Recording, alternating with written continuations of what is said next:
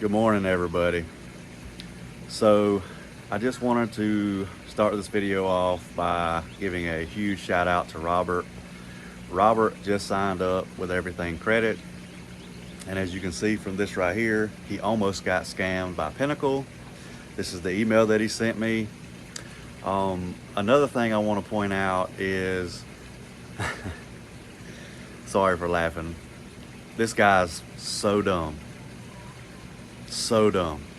I'm going to show y'all two screenshots.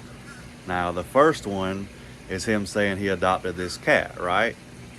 Which, okay, who cares, you know. The second the second picture is a Google search. So just like with these fake properties he claims he has, they're just Google searches.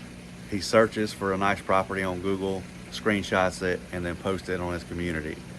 All you gotta do is a simple Google search to see that. So I just wanted to point that out.